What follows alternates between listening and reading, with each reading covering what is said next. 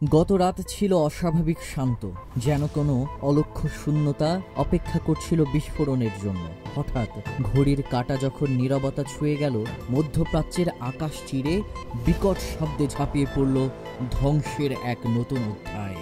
যুক্তরাষ্ট্রের বিমান হামলায় ইরানের ৩টি পারমাণবিক ঘাঁটি ছিন্ন বিচ্ছিন্ন।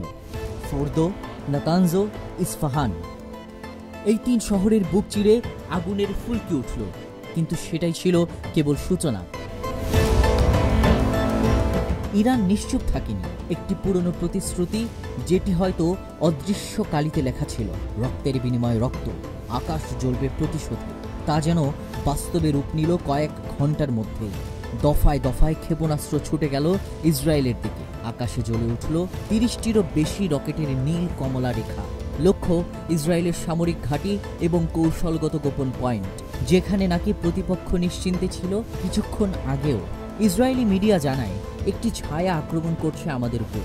আমরা জানি না কোথা থেকে আসছে, কিন্তু আগুন আমাদের ঘাড়েই পড়ছে। এই সংঘর্ষ কেবল একটি যুদ্ধ নয়, এ এক মনের যুদ্ধ, এক প্রতিশোধের পূর্ণতা। মার্কিন প্রেসিডেন্ট ডোনাল্ড ট্রাম্প যেটিকে সফল হামলা বলছেন, তার প্রতিধ্বনি যেন এখন ভেসে বেড়াচ্ছে বোমারু ড্রোনের ডানায়। বিশ্লেষকরা বলছেন, এই অশনি সংকেত শুধু ইরান আর যুক্তরাষ্ট্র নয়, পুরো মধ্যপ্রাচ্যকে টেনে নিচ্ছে এক অজানা যুদ্ধের গহ্বর, যেখানে কোনো শান্তি চুক্তি নেই, কেবল শীতল প্রতিশোধের আগুন। কে প্রথম কে শেষ তা এখন প্রশ্ন নয়, প্রশ্ন হচ্ছে কে বাঁচবে। এ যেন সময়ের গায়ে লেখা এক অদৃশ্য লড়াই, যেখানে প্রতিটি ক্ষেপণাস্ত্র একটি গল্প বলে, প্রতিশোধের, সাহসের আর হার না মানা এক জাতি। News desk, news flash 71।